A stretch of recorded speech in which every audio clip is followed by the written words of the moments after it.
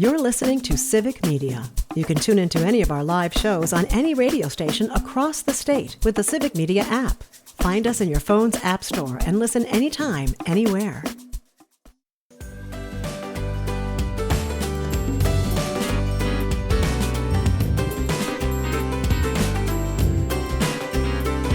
Hey, Kristin, listen to this. Parker's going to introduce me.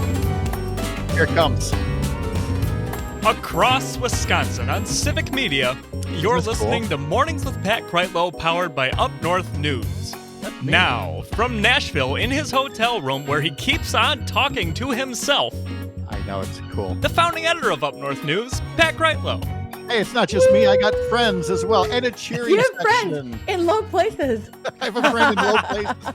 Not just because I was at the Garth Brooks bar by the same name last night, but because we've got all these boxes up on screen on social media, and Kristin's literally in the low place right now. But she is a friend just the same. Happy to have her here. Dr. Lyerly, good morning. How are you? Good morning and happy Friday, baby. It is going to be such a beautiful weekend in Wisconsin. I think you got the short end of the stick being in Nashville this weekend. It's as hot here as the Nashville chicken that they like to talk about. But Woo-wee! yeah, we'll somehow survive. Oh, They're talking about it down here too, how hot and dry it's been. But we'll take one more summer weekend before the actual autumnal stuff gets here. Yes, But we there's a lot of will. big doings this weekend. We've got the Brewers. We now know that they're going to be playing the Cubs in the National League Division Series. We know that Game 1 is going to be held on Saturday. We know it's a Saturday afternoon game, and that you can hear the pregame starting at 12:35 tomorrow afternoon on Civic Media stations in Richland Center, Oshkosh, Racine, Park Falls, and Hayward. And we know that Game 2 at American Family Field will be a late game on Monday. First pitch won't be until after 8 p.m. Oh. So, set your Tuesday morning alarm accordingly, either a little later or a second and third alarm if need be. But that's just one of the big notes about this weekend. The other, of course, is that the Dr. Kristin Lyerly show has done blowed up and is going statewide, baby. Woo!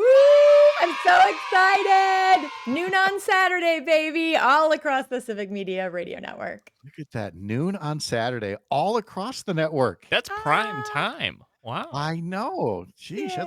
that's bigger than this humble little show. This Yeah. is so cool. So just remember us little people, Kristin, as you continue climbing the ladder here, okay?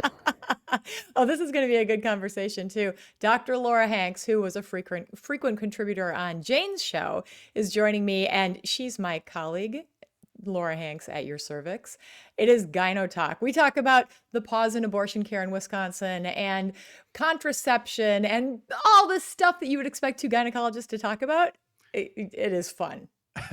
It is fun. Good. Well, it's fun, but you have to tackle some of that serious news, the ongoing threats to women's health, like this, as you put it, this backdoor abortion ban that you see in Trump's big bloated boondoggle, and the cutting of Medicaid to Planned Parenthood for non-abortion services, which is why Planned Parenthood is curtailing abortion care in Wisconsin, at least while this whole law is being challenged, which puts up a whole new set of challenges for women and for their physicians.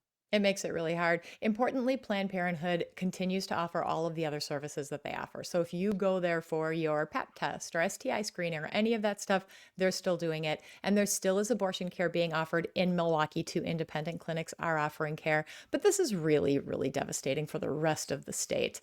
So one of my dear friends, Dr. Shefali Sharma, wrote an op-ed in the Wisconsin State Journal today, and it is so overdue. She asks the question, why are hospitals and doctors across the state not just providing this service as a routine service? Why is this not considered healthcare in our regular practice? And when you think about it, it doesn't make a lot of sense, does it, Pat? No, I've never understood that we've stigmatized abortion care to the point where it has to be done in special clinics rather than just wherever it needs to be done. And it seems to me, if you're providing health care, then provide health care, not just the health care that may or may not get you in trouble with some political factions. Yeah, exactly. When you have a problem, you go to your doctor. Your doctor listens to you. You talk about all the alternatives. You come up with a solution. You initiate a treatment plan. And then you follow through, you do the aftercare, you have that relationship, you have that trust. You do that with anything. But for some reason, abortion care isn't part of that. We need to bring it back into the realm of regular care that we provide our patients. So it's a wonderful op-ed, and it's what we're really going to be talking about a lot across the state in the months to come. No doubt about that.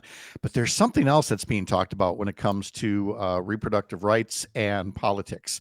And it is some comments that were made by Ezra Klein, podcaster, columnist, political analyst, widely respected in progressive circles, but really lost a little bit of that respect recently with comments, first in writing and then written comments, saying essentially that the Democratic Party, if it's going to, win more elections, needs to be more welcoming to candidates who are Democratic and progressive, but favor limits on women's reproductive health care rights, which seems like a nasty bargain to win elections, is to forego the rights of half the population, Kristin.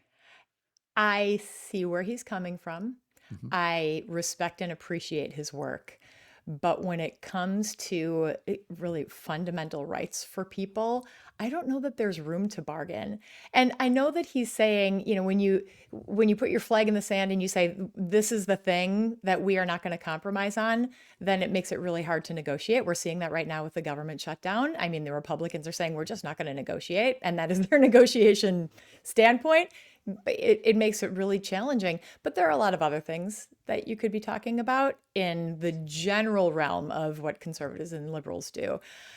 I think Ezra Klein's point is really poorly taken by people in the reproductive rights movement who recognize that this is a fundamental right. This is existential. Literally, this is about the future of women and the trajectory of our lives and our ability to make our own personal healthcare decisions. So anytime that a man makes a comment like this, when he can never be affected in a way like this, I think there are a lot of us that say, all right, thanks, buddy. Appreciate Right. your opinion. Right. And by the way, it also illustrates the paradox of being a progressive, is that, when you're a progressive, you stand for people's rights, all people's rights, more so than those who would prefer to limit certain people's rights. So what happens is those folks on the conservative side of things will attack somebody's rights. It might be abortion rights. It might be LGBTQ rights. Let's just take trans rights for a moment. And so when the people who are for protecting rights then defend those people against the bullying, against legislation and all that, what do you then hear? Oh, Democrats, all they ever talk about are trans people. This is just, they don't stand for me. They just stand for, this particular group. No, that's not true. But we're defending that particular group in this instance the way that we would defend you if you were the one whose rights were being limited. But too many people want to see defending rights of a group as meaning we're only involved with the special interest of that group rather than everybody's rights who should be defended. Yeah, it really highlights the hypocrisy of the Republican Party, who are all about individualism and my rights and taking away government control, except for the things that they care about. Like it doesn't, if you look at it holistically, it doesn't make a lot of sense. So I don't think that this is the place where Democrats need to capitulate. I think that progressives need to continue to push to support each other in a very collaborative, nurturing community, a elevating kind of way.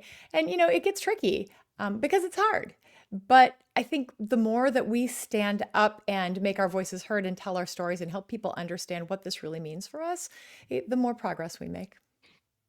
In our last hour, Joan Esposito was talking to us about how the chatter, and that's all you can really say about it, when it comes to the government shutdown, is that there, and we've always known there are Republican members of Congress who do believe that the enhanced tax credits that help the Affordable Care Act stay affordable should not be allowed to expire at the end of this year, as they are currently scheduled to do. Donald Trump and congressional Republicans, they want them to expire. That's going to jack up healthcare costs for millions of people. The way that this shutdown most likely ends is that Trump or the Republicans agree to a 1 or 2 year extension of keeping health insurance more affordable. Do you share that level of optimism, if we can put that in quotation marks, about how a government shutdown will eventually end? Hey, it's going to be hard because you know that Donald Trump does not want to negotiate. This is the thing that he really prides himself on. But we're starting to see the letters come out. By the end of this month, people are going to have their renewal letters with their projected premium increases, and people are actually starting to see what their healthcare is going to cost, and they don't like it. And that is just the tip of the iceberg. This is something that Republicans did not plan for when they put this budget together. They thought that the pain was going to be after the midterms, but it's starting to happen now. Americans are starting to wake up and understand what's going on, and they don't like it. Yeah, look, I'll take issue with one thing where you say he likes to negotiate. He likes to talk about negotiating. He's never actually negotiated anything in his first or second term as president to this point. And the reason you have that TACO acronym, Trump always chickens out, is because he does. First, he inflicts all this pain, and then he accepts something and claims victory over it. It's how the last government shutdown that he instigated in 2019 ended, when he said, we're shutting down the government till I get more money for a border wall. And he didn't. Eventually, somebody moved a little pile of money from one basket to the other, and he claimed victory, even though it didn't really get him exactly what he wanted. And that, I think that's probably what's going to happen here too, Kristin, is he gets points for, stomping his feet and throwing a tantrum, but ultimately he's not going to get near the things that he wants, because what the people want trumps that, pun intended, having healthcare you can afford. You're exactly right. Okay, I misspoke. He's not great at negotiating. He's good at making you think he negotiated. There you go. He's great at marketing and selling you something. So I anticipate that something like that will happen. There will be some sort of a movement, and he will sell it as a huge victory for himself, and people will believe it because he's great at selling things. Oh, yeah. And in the meantime, he will get to fire or furlough thousands upon thousands of good, hardworking Americans who are just trying to serve the public here. So we'll monitor throughout the weekend here. And hopefully, Kristin, when you're back here on Monday morning, we'll have some better news to share out of Washington, D.C. So now we know it's Brewers versus Cubs. And so that game will be on Saturday. The Packers have a bye week. So what does a girl do in Green Bay when the Packers have a bye week? I think it's going to be yard work. Yeah. Again with the yard work.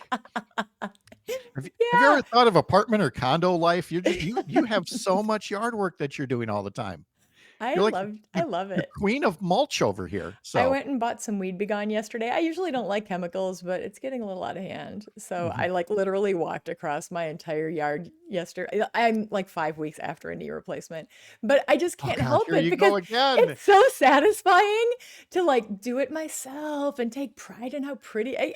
I think I'm turning into my dad. Parker, we have to get a game board. We have to let the listeners chime in. I hate to say this, but I think we have to make the game official. At what point does Kristin send us a note from the hospital? Yeah, we have to go back and do the surgery again. Apparently, I overdid it, and they have to work on the knee again. Kristin, don't make us play this game. What's the over/under on weeks to that point? That's what we're saying is so Kristin, don't let us pick the under on this. I had my post-op visit yesterday, and then I went to Menards and got the weed stuff. They said I was doing okay, so now I'm going to go bike a marathon. Yeah, something like that.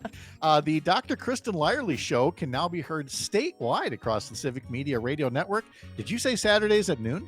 Saturdays at noon, and on Sunday mornings on our YouTube channel, Dr. Kristin Lyerly. Dr. Kristin Lyerly on YouTube. There you go. Mike Clemens will be along before too long to talk to us about sports and the Brewers Cubs series. I'm Pat Kreitlow. This is the Civic Media Radio Network.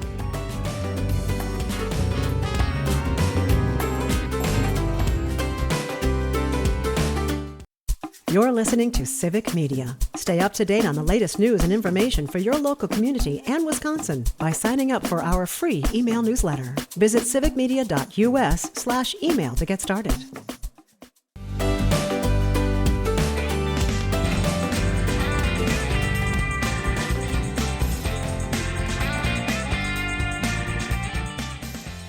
You can stay up to date on everything that we cover at Up North News through our various newsletters, weekdays and weekends. Ellie's got a story in today's edition about how millions of birds have been migrating south for the winter and what to know about fall migration in Wisconsin as they stop by on their way to points south.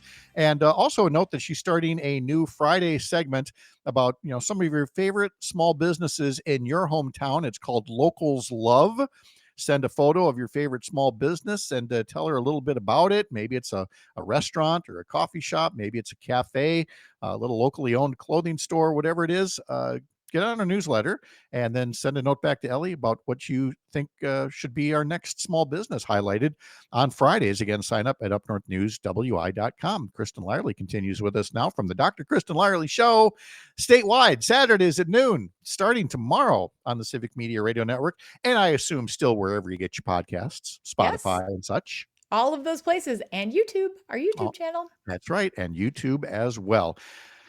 Okay, back to the news because, and again, this particular, I know. Thank you, Parker. Look, this particular audience gets it. So you go, well, why are you bringing it up? Because you all talk to people, you all talk to your friends, and somebody there is going to echo the wildly racist thing that J.D. Vance, the Vice President of the United States, said earlier this week about healthcare. In again, trying to defend why they're slashing Medicaid and Affordable Care Act subsidies, when he said something to the tune of, if you need care in the ER and you see other people there in the waiting room and they're illegals and they're going to get care before you, and that's why we're doing the things that we're doing. And it's like, that is such grotesque racial profiling. You don't know if they're undocumented or if they're every bit the American citizen that you are. But more importantly, Kristin, I mean, who's J.D. Vance to say that ERs have to play favorites when somebody shows up at their doorstep bleeding? It is unconscionable to me as a physician to listen to what he's saying. Because when I took an oath to be a doctor, I took an oath to take care of people. And over 40 years ago, President Ronald Reagan signed a law called EMTALA that said that when somebody shows up in an emergency department, they get care. If you're having a heart attack, if you were in a car accident, if something terrible happened to somebody you love, they don't stop you at the desk and say, show me your papers. Also, we want to make sure that you can pay. They take you right back to the treatment room, evaluate you, get you the care that you need, because those seconds are life-saving. So there is no time and there's no reason to screen people in a way that J.D. Vance is suggesting. It is just not even ethical. No. And one of our YouTube commenters actually brought that up earlier, saying Ronald Reagan passed a law in hospitals across America have to treat people no matter, if they're here legally or not. So stop gaslighting. And then he says, vote. And Danny puts a little blue heart next to that. So people do get it. They do understand, but there are also just enough who hear somebody like a J.D. Vance say these ugly things and want to buy into it. For some reason, they want to believe it. And so we just wanted to make sure that we made the case that is not the case at all. Could I just say, though, it shows how desperate they are, because they're leaning more and more and more into these racial epithets. So yes, they are getting uglier and uglier. And the one other thing that I want to mention is there is one case when EMTALA does not apply, and that is if you need emergency abortion care and you live in Idaho. Women cannot get the care that they need, even if they're U.S. citizens. Just continuing to go backwards here. Just saying. Some folks are either very inspired by your yard work or troubled by it. Alicia says, can you send your boys down to my place? My kiddos overdid it on credits this semester and haven't been able to do the lawn. Rob in Tigerton, who does these things for a living, says, I'm tempted to hire Kristin for my mowing jobs. So you got that going on. I also asked what you're up to this weekend, and Rob says Caroline Colorama is this weekend, and Alicia apparently is going to a Gamblers game this weekend. So we're getting into that season as well. So maybe you can find something fun and recreational to do and not just yard work. Like sit in the hammock in my beautiful yard. Well, yeah. See, I get that. The yard work is done and you get to reward yourself. And yes, you should be able to do that. totally understand. And have my Next week kids now, looking ahead. have my kids bring me a frosty Yes. beverage while I'm sitting in the hammock looking at my beer. Yes. Do the kids, I mean, you do what you do, obviously, as a homeowner. And is it that the kids, what am I trying to say here? We had a daughter who I think intentionally wasn't so good with the lawnmower, knowing that one of the parents would be like, "Oh, just let me do it." Mhm. I got one of those And too. He's in do college you? now though, so I don't have to worry about it. Okay. Yeah. And I know there's the part of me that should have been more like, nope, do it again and do it right. But it's just like, I'm more of a fixer. I'm more like, just give it to, Mm. I'll do it. I'll just, You know, you would be really proud because my youngest son, who is the little version of you, little Pat Kreitlow, he has actually got it down to a science. So my backyard looks like a baseball field. oh, he does the lines. Oh, he loves it. It Oh makes him yeah. happy. You know what? That's how I do the yard, kind of, sort of. I do it with diagonal lines. And I always appreciate Sherry likes mowing the lawn. We do it more or less 50-50, depending on who's busier at work at the time. But when she does the thing of just kind of going in a circle around it, or it's just kind of, the horizontal lines instead, I just kind of like, it's Come on, not Sherry, up your game. it's not quite OCD, but I'm just tempted to go out there and just do it again and do it diagonally so I can have the lines just the way that I like them. But I don't. If this up north news thing doesn't work out for you, you could always be a groundskeeper. I was going to say, I think Rob would hire both of us. I think you would. I think we'd make a great crew. Thank you, Kristin. Have a great weekend. We'll see you Monday morning. I can't wait. It's going to be so beautiful. I know. Go Brewers. All right. We'll see you later. The Dr. Kristin Lyerly Show, Saturdays at noon, and wherever you get your podcasts across the Civic Media Radio Network. She's now on statewide. I mean, she's going to be on other networks and national things before you even know it. I just hope she remembers us then. Mike Clemens tells us more about the Brewers Cubs series coming up in a bit. This is the Civic Media Radio Network.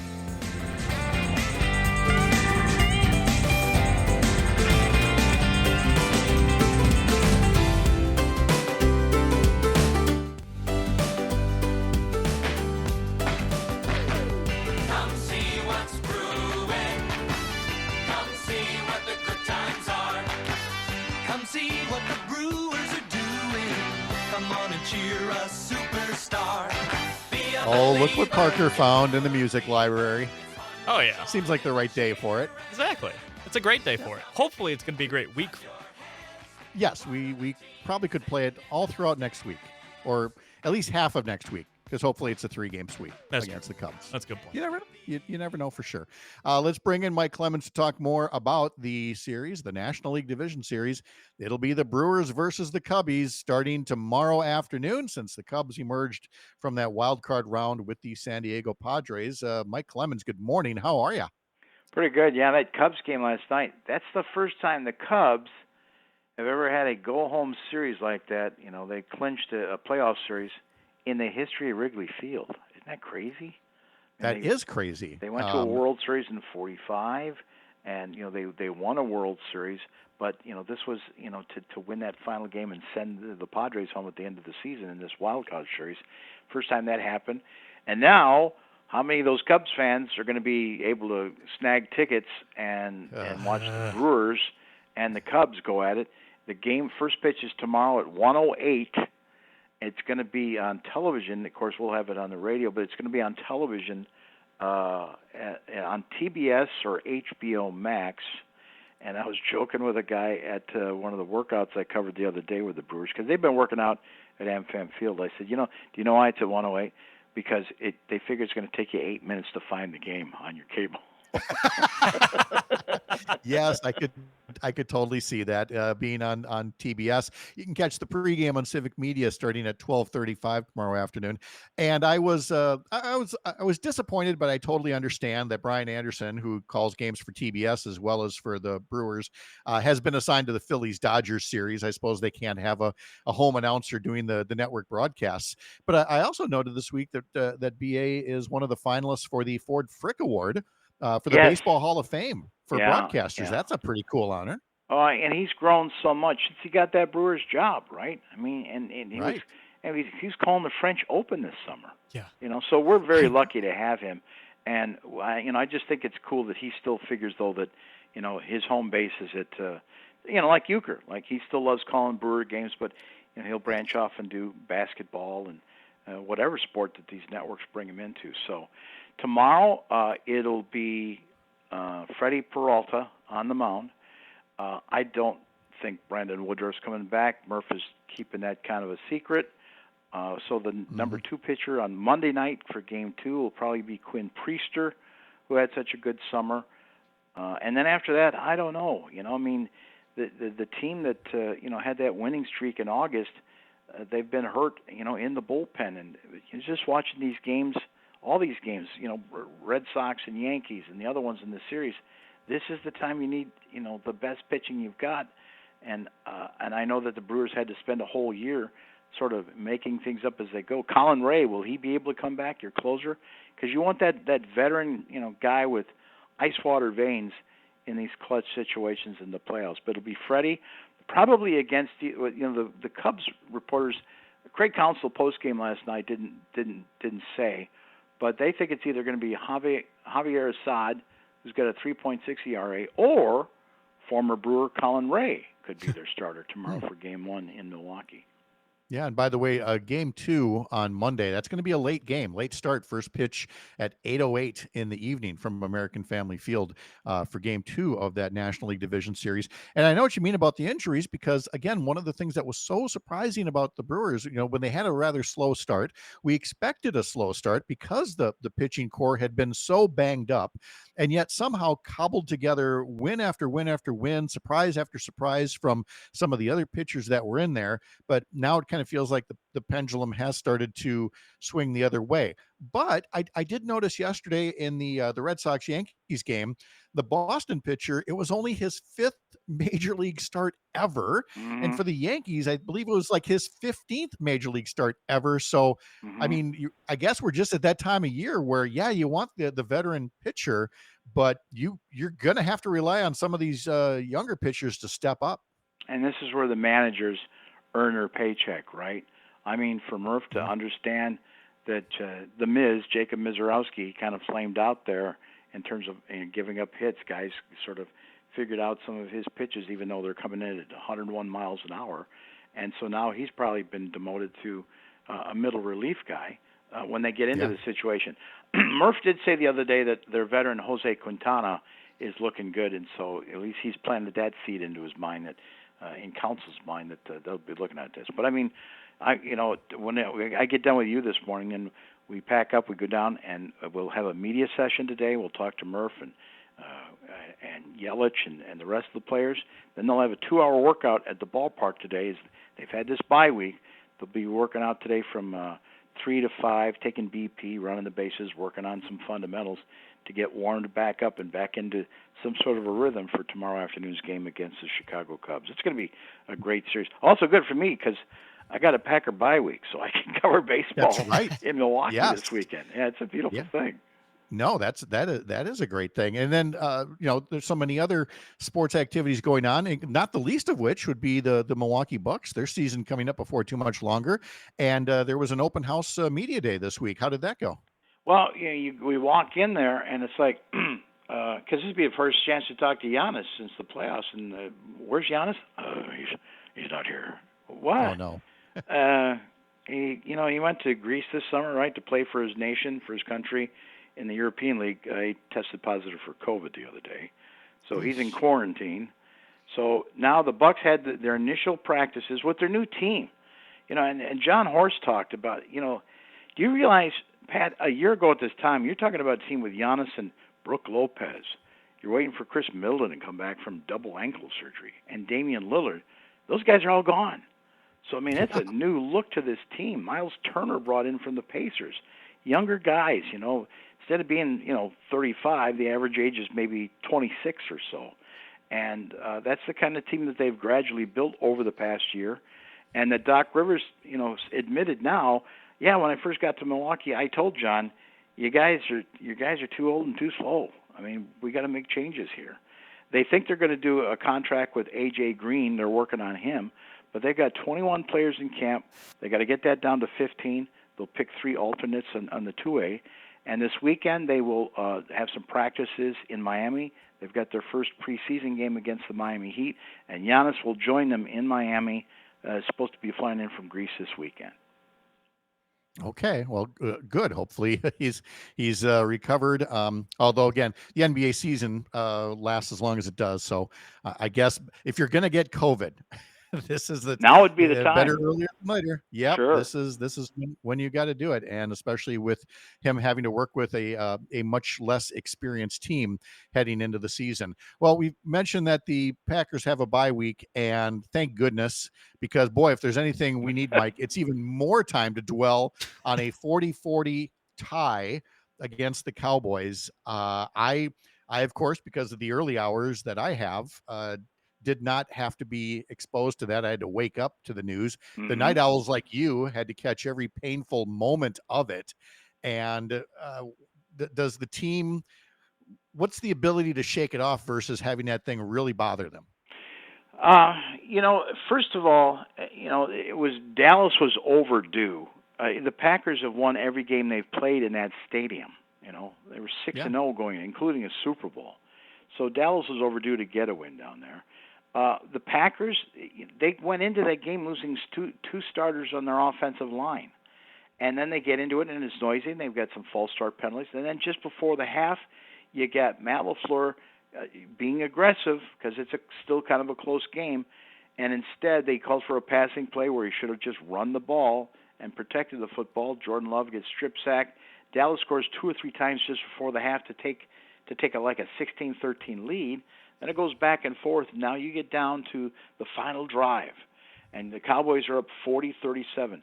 And on a 4th and 6, Jordan Love converts that to his rookie receiver, Matthew Golden, from his own 24-yard line. I'm thinking, now this is it. This could be a great finish for the Packers to pull this one out because they're usually so good at the 2-minute drill, except they get down into the red zone, and on a play that goes incomplete trying to hit Matthew Golden, the guys are kind of just standing around. I mean, they let the last 30 seconds slip by, and LaFleur takes responsibility at the end, but I think he's covering for his quarterback where they did not. I had 2 players, Pat, including Josh Jacobs, one on record that I sent you tape of, who said, I don't think all our guys knew we were supposed to be in 2-minute offense.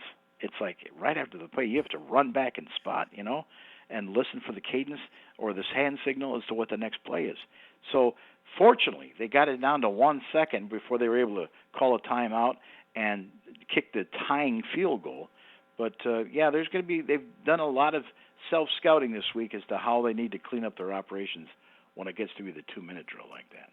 Well, I mean, especially it – look, I'm not one to be overcritical, but I can read a clock and know that, there's never a good time within that last minute to be dogging it, to getting back into the huddle or getting back on the line. And, the degree to which, they were confused about this, it's easy to blame LaFleur or Jordan Love, but it feels like a team-wide thing where they lacked some kind of a sense of urgency that I have a feeling it was really drilled into them during this week. There was a preseason game, I think it was the Colts game, where it was just like before half or so, and LaFleur was just going nuts because and he called a timeout, and I thought, you know what? It's one of these guys not paying attention. They were supposed to be in there for a substitution. And I said, hey, what happened with that incident on that 3rd and such? Because I wrote it down specifically. He knew what I was talking about. He says, time. I was trying to save us from getting a delay a game. So he was mad at the quarterback on that one. Like, dude, you had 3 seconds left. We're going to get a delay a game here, and I've got to save you by calling a timeout. And I think a little bit of that happened the other night as well. So, at the end of the day, I was stunned by this because the Packers are generally, through the Aaron Rodgers era and now even under Jordan Love, one of the best 2-minute teams in the league.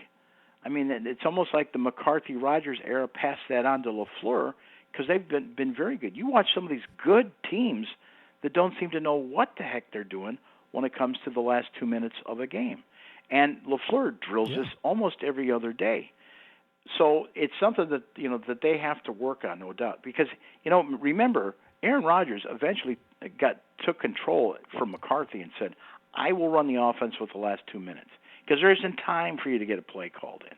Let me do it. Right. And they need to hand the keys over to Jordan Love in the same way. Let me call the plays.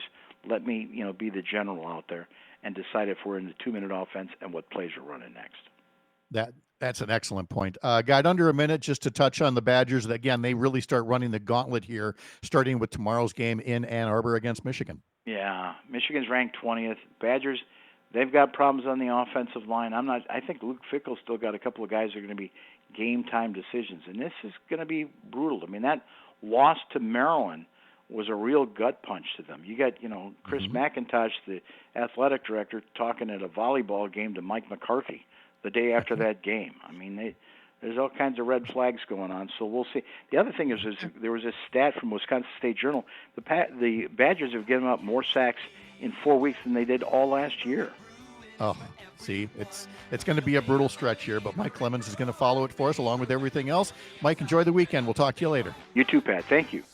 All right, we'll have some final news and notes coming up in just a bit. I'm Pat Kreitlow. This is the Civic Media Radio Network. Come see what's brewing, the Milwaukee Brewers.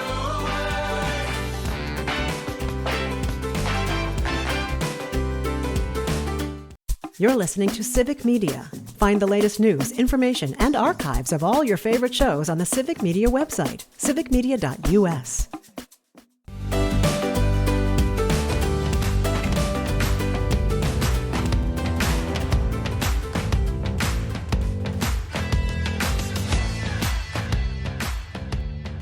Well, you don't need me to tell you, but I will anyway.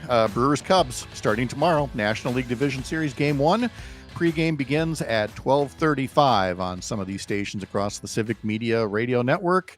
And so poor Parker he's going to be going to see Whitewater play football because the WIAC conference opener games are happening this weekend. Then you got this going on. You have the Badger game going on. There's going to be so much for you to monitor at any single time here. There is. It's going to be a very long Saturday. Sunday will be significantly lighter, which I'm very happy about. But can't we spread it out a little? Jeez. Would be nice, but no, you get it all bunched up. Lucky you. Coming up on Matt and Air on Air, right after this fine program at 9:35, Jane and Greg are going to have Lisa Schiller from the Better Business Bureau of Wisconsin talking about apps that claim to pay you to play games on your phone. I see these all the time. Do you play any games on your phone right now? Very like few, Words with Friends or something like that. I mean, with other people. Not with other people on my phone. No. Okay. But I do some stuff. Yeah, I've met Sherry and I. We have a Boggle type game. Oh, sure. And we always have 3 games going at once of that, and then we have a couple of rounds of Words with Friends, which is like Scrabble. And of course, you see commercials, in the game after your round and before they show you your score. Yeah. And so many of them are. What's it called? Royal Match, this little king who's trapped in something and you've got to rescue him. But then occasionally you see these commercials where it's like, I got paid for playing solitaire. Uh-huh. And I'm just thinking, who presses that button and says, oh yeah, that's totally what people do. They don't get played at all. They don't have to give a credit card number and then the charges never stop coming in. But apparently it does. And so Lisa Schiller from the Better Business Bureau is going to talk about apps that claim to pay you. It's almost like there's a phrase, if it sounds too good to be true. What did you say? Yeah, that sounds a little too good to be true. I'm very interested. I might have to give a listen to that. That's very interesting. Yeah. And Dan Schaefer, Civic Media's political editor and founder of the Recombobulation Area, will be joining Jane and Greg at about 10:06. So stay tuned for all of that for Matt and Air on Air. One story we hadn't gotten to yet today, and I don't even know how to get into this. Former Governor Tommy Thompson is considering running for governor. Now, keep in mind that folks were thinking that Joe Biden was getting too old to be president. He's 82. It's clear that Donald Trump is getting too old and cognitively impaired to be president, and he is 79. Tommy Thompson is 83. And the headline in the Journal Sentinel says that he is seriously considering making a run for governor next year. Molly Beck has the story in the Milwaukee Journal Sentinel. Tommy was governor from 1987 to 2001, and said in the newspaper article and said in an interview on WTMJ, I am still looking at it, and I'm seriously looking at it. So that's what goes into it, but no decision has been made. But it's certainly something that isn't too far removed from my brain. Thompson did not return a call from the Journal-Sentinel. Earlier this year, Thompson downplayed the idea to the Journal-Sentinel, but said that he's in great shape. If elected, Thompson would be 85 when he would take office in January of 2027. And by the way, yeah, it does feel weird for me to say if elected, Thompson would be 85, because nobody says Thompson, it's Tommy. Imagine being so well known that as a politician that you only know by the first name. And that's Tommy. I remember meeting him when he was running for governor the first time, which was 1986. And at that point, he had been the Republican leader in the state assembly for a number of years. And back then he had the nickname Dr. No, because he would just, refuse to compromise with Democrats when it came to working on legislation. He was seen as a real obstruction at times. But then he ran for governor. He unseated Democrat Tony Earl. And at that point began the first of 4 times being elected to office and shedding some of that Dr. No reputation. Now, he's still a Republican through and through, but also worked on various things that did end up having, bipartisan support. For example, the bill that led to what we now call American Family Field for the Brewers. And I think most notably of expanding Highway 29 to 4 lanes. I've said previously, there ought to be a statue of Tommy Thompson somewhere along Highway 29 to celebrate, the ability to not call that stretch of highway Bloody 29 anymore. But that was then.